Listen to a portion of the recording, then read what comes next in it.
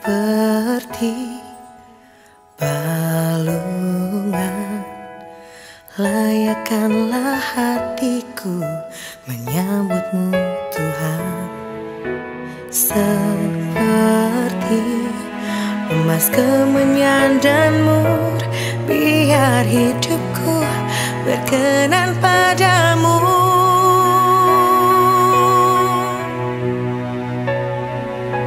Sebab Natal tak akan berarti tanpa kasih-Mu. Lahir di hatiku hanya bersama-Mu, Yesusku, rasakan selalu indahnya Natal di hatiku.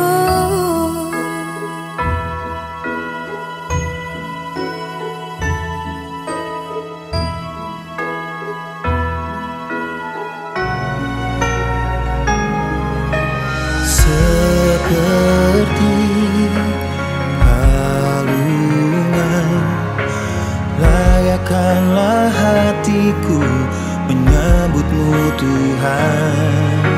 Seperti emas kemenyan dan mur, biar hidupku berkenan padamu. Sebab Natal tak akan berarti tanpa kasih-Mu.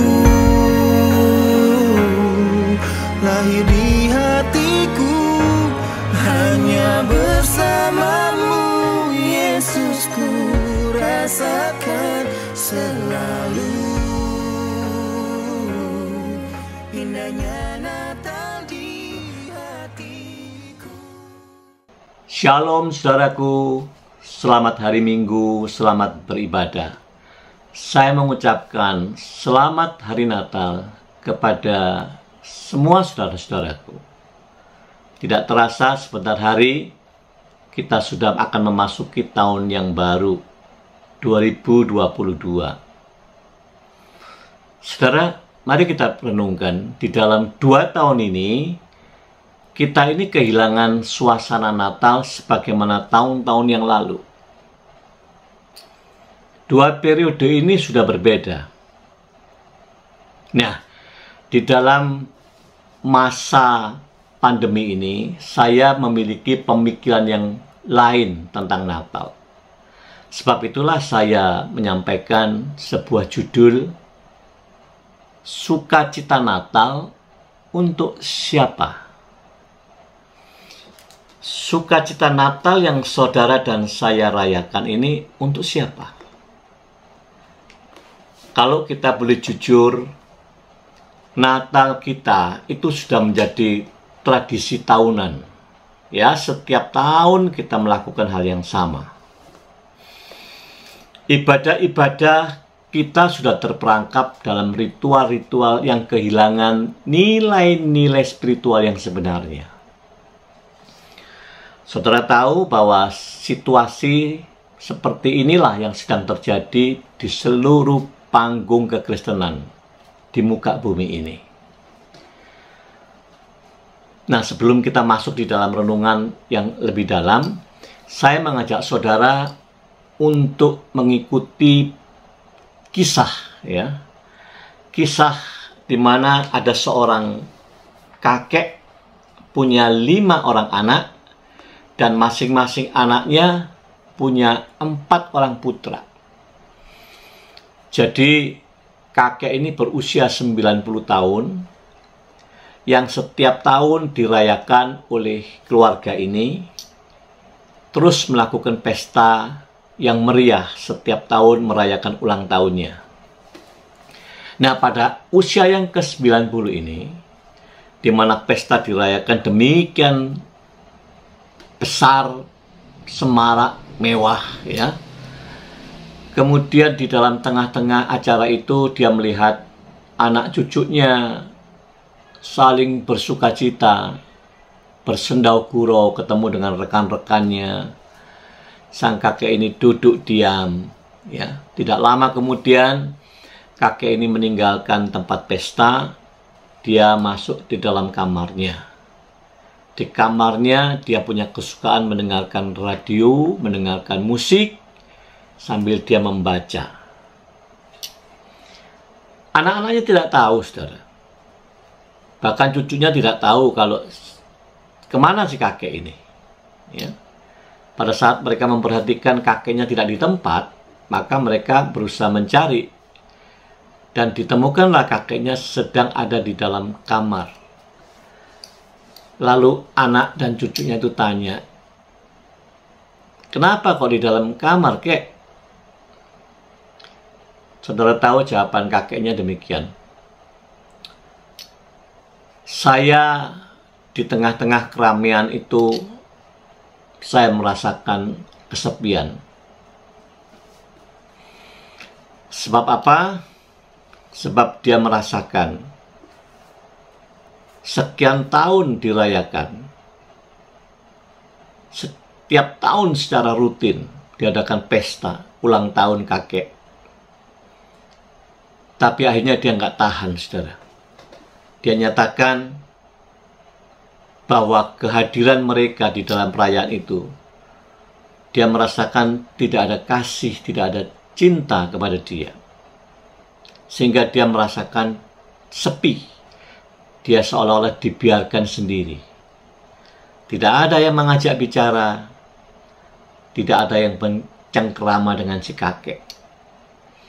Sehingga kakek ini sungguh merasakan suasana tidak nyaman di dalam pesta itu. Maka dia katakan, biarlah ini pesta yang terakhir.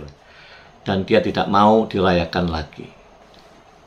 Sebab keramaian itu tidak membangun sukacita hatinya.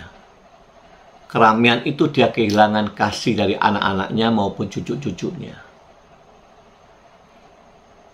Saudara, kisah ini mengingatkan saya di dalam suasana Natal yang kita rayakan setiap tahun. Sesungguhnya untuk siapa sih pesta Natal itu? Yang tentu saya percaya akan disambut dengan sukacita, ya, dengan gegap gempita di seluruh dunia.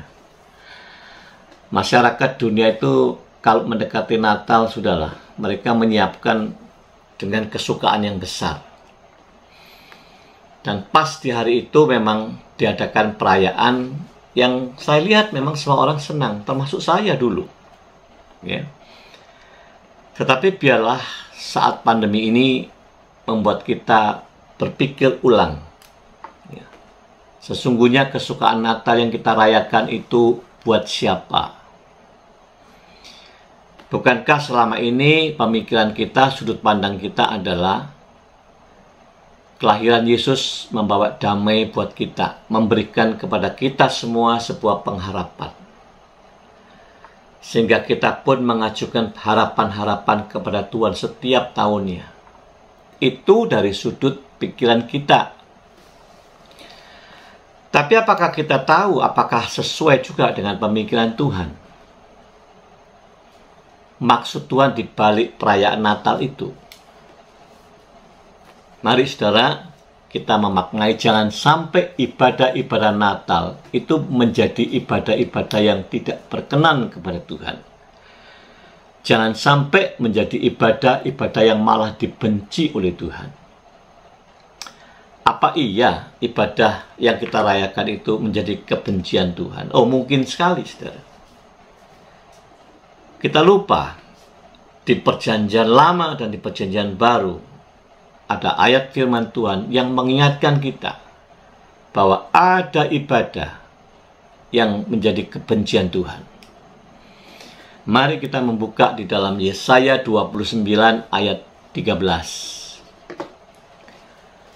Dan Tuhan telah berfirman, oleh karena bangsa ini datang mendekat dengan mulutnya dan memuliakan aku dengan bibirnya, padahal hatinya menjauh daripadaku, dan ibadahnya kepadaku hanyalah perintah manusia yang dihafalkan. Dan ini diulang di dalam perjanjian baru. Matius 15 ayat 7, 8, 9. Hai orang-orang munafik, benarlah nubuat Yesaya tentang kamu. Bangsa ini memuliakan aku dengan bibirnya, padahal hatinya jauh daripadaku. Percuma mereka beribadah.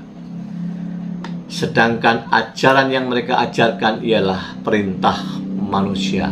Hai orang-orang munafik, sebutan yang tidak enak, saudara. Ibadah mereka dikatakan ibadah yang tidak berkenan. Percuma mereka beribadah. Jadi ini ibadah yang dibenci Tuhan. Ya. Tuhan itu ingin ibadah yang sejati, ibadah yang benar. Tuhan itu memiliki standar quality. Di dalam ibadah bukan standarnya manusia, bukan ukurannya kita, tetapi ukurannya Tuhan. Ibadah itu merupakan sebuah persembahan yang berkenan. Ya, ingat-ingat itu, persembahan yang berkenan. Bukan ibadah itu hanya merupakan sebuah pengajuan permintaan kerinduan manusia kepada Tuhan, tetapi persembahan. Saudaraku, mari kita mencermati dulu esensi daripada Natal. Ya. Esensi Natal itu apa sih? Di dalam Yesaya 9 ayat 6 itu dikatakan, sebab seorang anak telah lahir, seorang putra telah diberikan untuk kita, lambang pemerintahan ada di atas baunya, dan namanya disebut orang penasihat ajaib, Allah yang perkasa, Bapa yang kekal, Raja damai. Kemudian di dalam Yohanes 1 ayat 1 dan 14, pada mulanya adalah firman. Firman itu bersama-sama dengan Allah. Firman itu adalah Allah. Firman itu telah menjadi manusia dan diam di antara kita, dan kita telah melihat kemuliaannya, yaitu kemuliaan yang diberikan kepadanya sebagai anak tunggal Bapa, penuh kasih karunia dan kebenaran. Nah, dari dua ayat yang kita baca ini, maka kita bisa tarik kesimpulan, esensi daripada Natal itu adalah penggenapan janji Allah. Allah menggenapinya lewat keberadaan kehadirannya Tuhan Yesus di muka bumi ini. Lalu kita melihat yang kedua, di dalam Matius 1 ayat 21. Ia akan melahirkan anak laki-laki dan engkau akan menamakan dia Yesus. Karena dialah yang akan menyelamatkan umatnya dari dosa mereka. Disambung Yohanes 3 ayat 16. Karena begitu besar kasih Allah akan dunia ini, sehingga ia telah mengaruniakan anaknya yang tunggal, supaya setiap orang yang percaya kepadanya tidak binasa, melainkan beroleh hidup yang kekal. Nah, dua ayat yang kita baca ini menggambarkan esensi daripada kehadiran Tuhan Yesus di bumi, yaitu sebagai penebus dosa atau penyelamat manusia. Jadi ada dua. Yang pertama tadi disebut Natal merupakan penggenapan janji Allah dengan hadirnya Tuhan Yesus di bumi.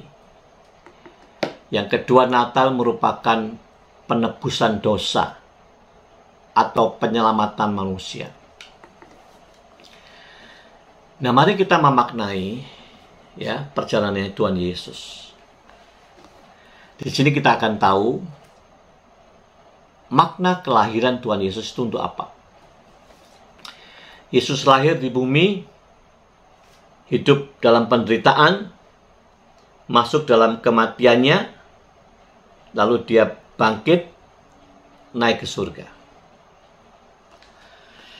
Saya ulangi saudara ya, Tuhan Yesus lahir di bumi, lalu hidup di dalam proses penderitaannya, disalibkan, mati, dikuburkan, lalu dia bangkit, naik ke surga.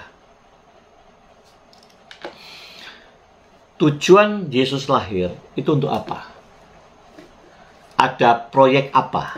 Ada misi apa? Jelas, misi utama adalah penyelamatan manusia, penebusan dosa. Manusia ini hebat. Manusia ini bisa mengatasi sakit penyakit, bisa mengatasi kemiskinan. Tapi terhadap satu ini dosa, manusia nggak bisa. Kalau bukan Tuhan Yesus, manusia tidak sanggup. Sebab itulah, kelahiran Yesus itu punya misi penyelamatan. Kepada siapa? Kepada orang yang percaya kepada Yesus, yang meneladani kehidupan Yesus, sehingga orang-orang yang disebut dialah Kristen, yaitu orang yang seperti Kristus, orang yang menjadi serupa dengan Kristus. Maka kalau kita rutun semua ini, kehadiran Yesus di bumi sampai kematiannya, naik ke surga, ini adalah membawa misi penyelamatan umat manusia. Dan Yesus memberikan teladan kepada manusia, supaya orang-orang meneladani Yesus untuk menjadi serupa dengan Kristus. Saudara, mari kita renungkan sejenak. Jadi maksud setiap kita merayakan Natal, sesungguhnya itu untuk siapa? Sudut pandang kita dengan Tuhan sama enggak? Kalau kita Natal kan selalu punya pengharapan baru, ya, kedamaian, ada new hope, terus begitu,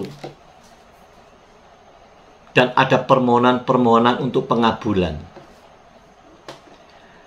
Tetapi dari pemikiran Tuhan, kerinduan Tuhan berbeda. Dia ingin kehidupan Kristus itu diteladani manusia. Sehingga kalaupun dirayakan Natal,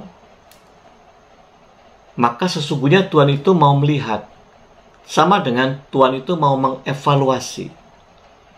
Manusia-manusia ini, orang yang percaya ini, ada improvement enggak? Ada proses kemajuan tidak di dalam dirinya?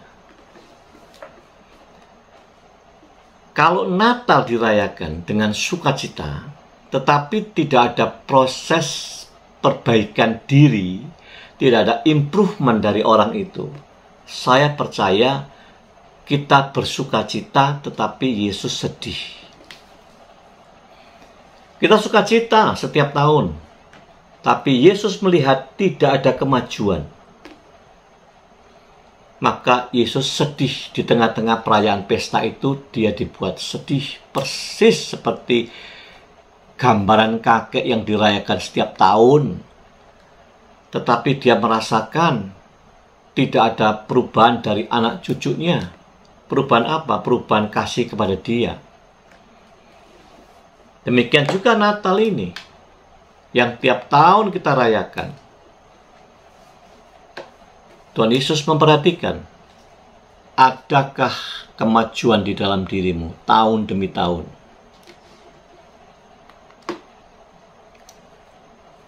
Ada nggak spiritual growth itu? Kemajuan rohani itu ada nggak? Kalau nggak ada, lalu apa artinya kita merayakan Natal? Makanya saya sebut tadi, manusia ini tidak sadar bahwa Natal ini memang sudah menjadi tradisi tahunan. Ya, ritual-ritual yang diadakan itu sudah kehilangan nilai spiritual yang sebenarnya. Dan inilah yang terjadi di panggung kekristenan di zaman ini. Dan ini tahun demi tahun terus demikian. Saudara, saya bersyukur punya pemikiran. Seharusnya setiap kita merayakan Natal, itu waktu buat kita untuk introspeksi. Kita ini menyenangkan Tuhan tidak? Ada kemajuan di dalam setiap masing-masing pribadi tidak? Jangan-jangan malah kemunduran. Ya. Kalau kemunduran, betapa sedihnya Yesus. Saudara, kalau ada ibadah yang tidak berkenan, ibadah yang dibenci Tuhan, lalu ibadah yang bagaimana yang Tuhan inginkan itu? Kita akan melihat dalam Roma 12 ayat 1. Karena itu saudara-saudara, demi kemurahan Allah, aku menasihatkan kamu supaya kamu mempersembahkan tubuhmu sebagai persembahan yang hidup, yang kudus, dan yang berkenan kepada Allah. Itu adalah ibadahmu yang sejati. Jadi ibadah sejati, kalau kita merayakan ibadah Natal, itu adalah bentuk ibadah persembahan, mempersembahkan. Mempersembahkan apa? Sesuatu yang kudus. Yang kudus berarti apa? Berarti hidup saudara dan saya itu adalah hidup yang sudah dipisahkan. Dari apa? Dari hal-hal duniawi. Pertanyaan yang berat. Sebab kita masih hidup di dunia, ya. Kita ini banyak terikat, tidak terasa, terpengaruh kuat dengan hal-hal yang duniawi. Padahal kita itu diminta untuk mempersembahkan hidup, yaitu hidup yang kudus, yang sudah terpisah hanya buat Tuhan saja. Dan itulah yang disebut ibadah kita itu ibadah yang sejati. Jadi kalau kita merayakan ibadah Natal, jangan hanya menempatkan dari sudut pandang kita saja. Kalau sudut pandang kita ini kan banyak permintaan pengabulan. Natal itu kedamaian. Natal itu pengharapan baru. Memasuki tahun baru, minta sesuatu yang baru. Terus begitu setiap tahun. Padahal Tuhan juga punya sudut pandang sendiri. Tuhan juga punya kerinduan sendiri. Kerinduan Tuhan adalah saudara dan saya semakin Natal, semakin kita menjadi punya keserupaan dengan Yesus. Sebab kehadiran Tuhan Yesus di bumi ini, dia ingin diteladani. Dia ingin saudara melihat dia sebagai teladan yang harus diikuti.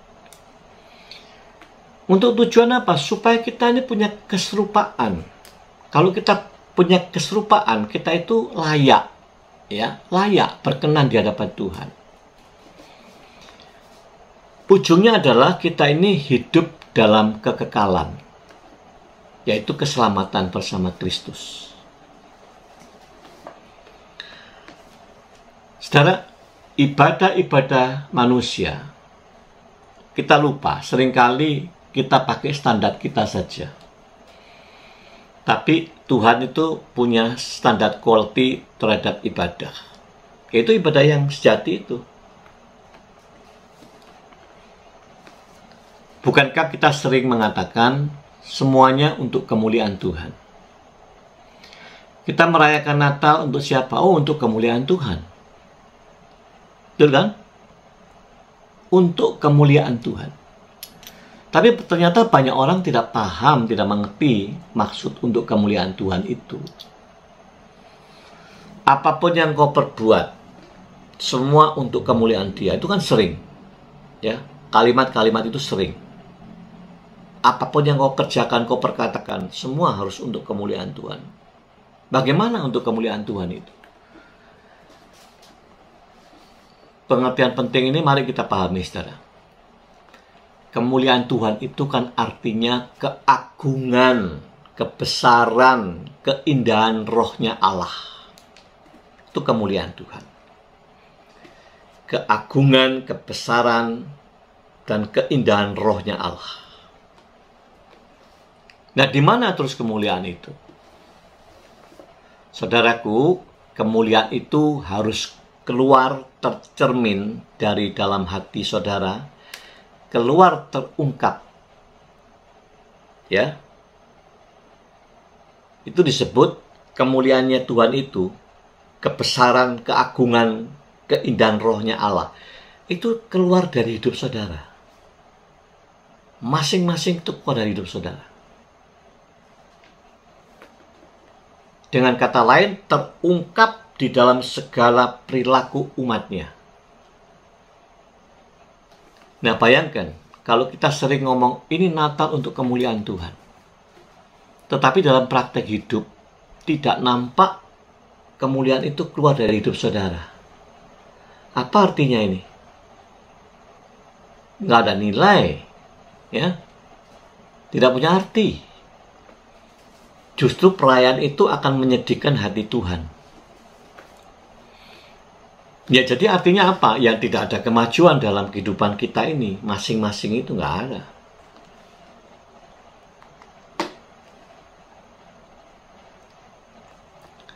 Nah, terus apa yang harus kita perhatikan lagi? Saudara, di dalam tahun demi tahun kita merayakan Natal. Sekali lagi, marilah kita cross-check. Improvement apa di dalam diri kita? Yang Tuhan juga melihat.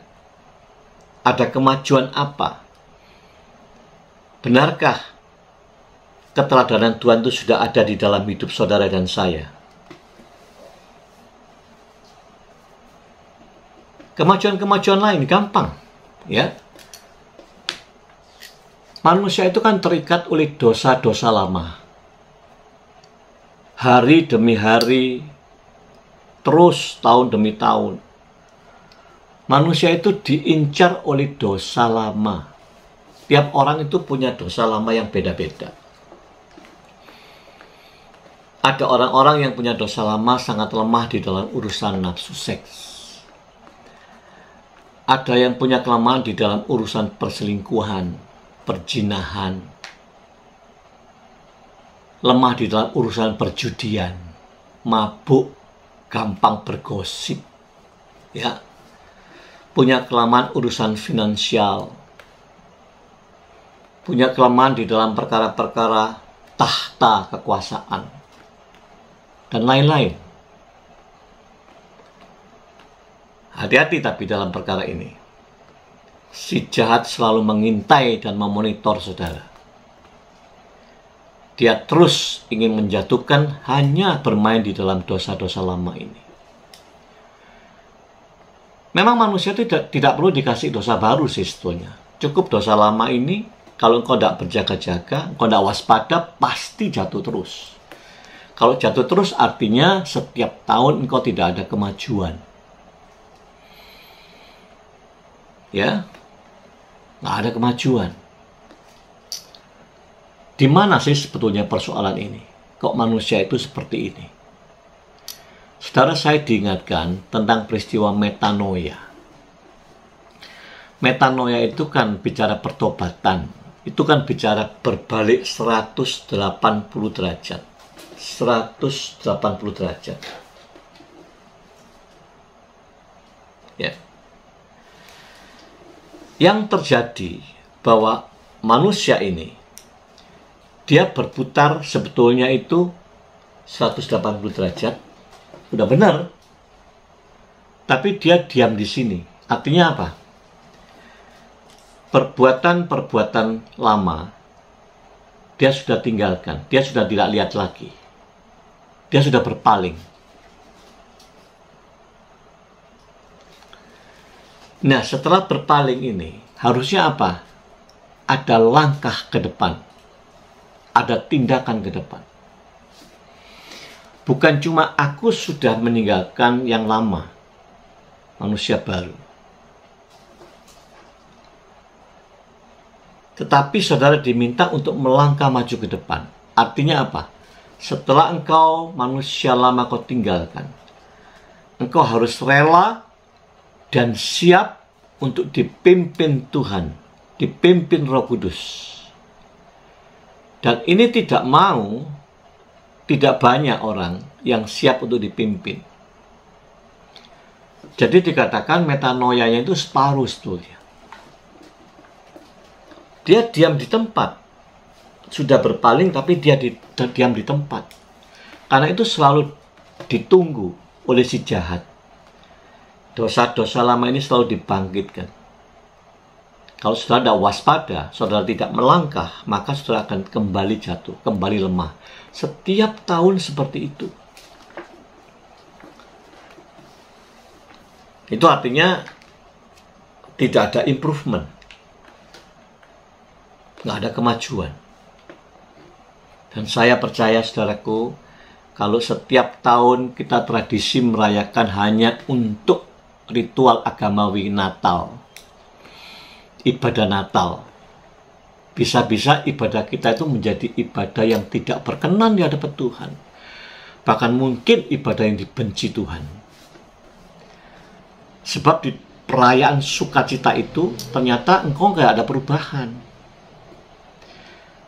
Kelakuan kita itu mengecewakan Dia. Yang disangka kita bersukacita rame-rame setiap tahun Natal, tetapi di balik itu kita sangat mengecewakan Tuhan. Sebab Tuhan menanti, adakah keserupaan itu mulai muncul dalam hidupmu? Adakah kenyataan yang kau nyatakan untuk kemuliaan Tuhan itu, kemuliaan itu nyata keluar dari kehidupanmu?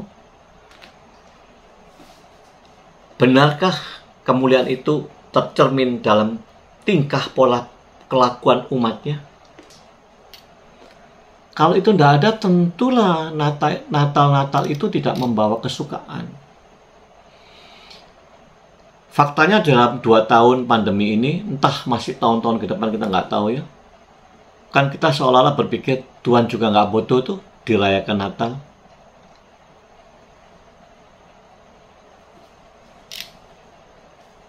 Ya. Judul yang saya buat ini memang bagi saya pribadi juga menjadi autokritik, ya. Autokritik saya terhadap kalau saya merayakan Natal. Nggak usahlah sudah merayakan Natal terus tanpa makna. Ya, nggak ada guna.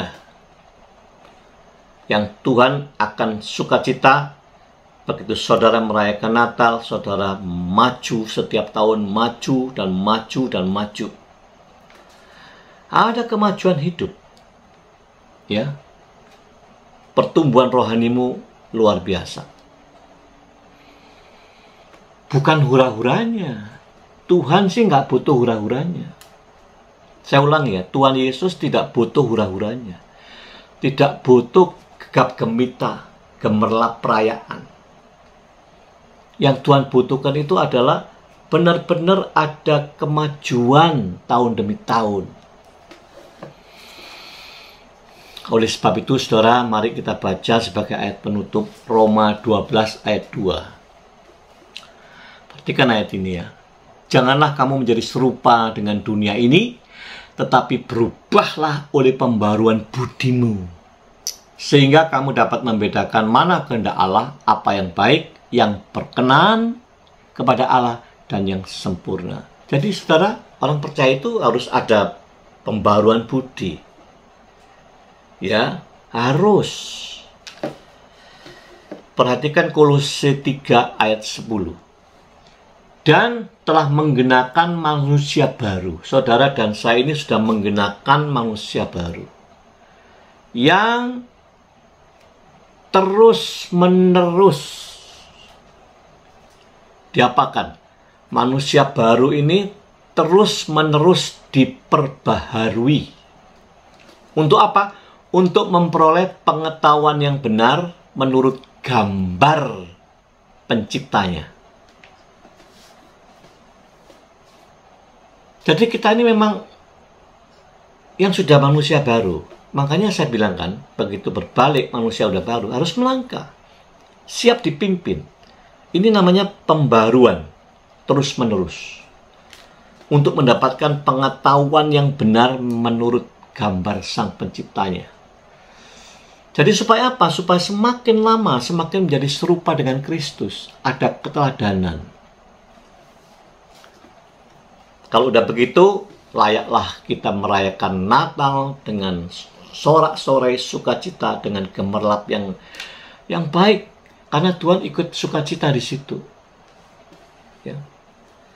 Tetapi maaf ya, kalau hanya sukacita gemerlap pesta poranya, tradisi, ritual-ritual kosong, Tuhan mah sedih. Natal yang tak bernilai.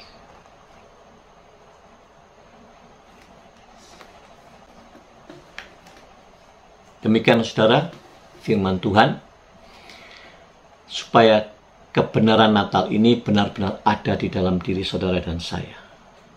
Guna memasuki tahun 2022. Tidak lagi menempatkan hanya sebagai tradisi, bukan hanya membangun ritual-ritual agamawi yang kosong, kehilangan nilai-nilai spiritual. Sehingga ibadah Natalnya ibadah yang tak berkenan, bahkan mungkin bisa kebencian Tuhan. Amin. Mari kita berdoa.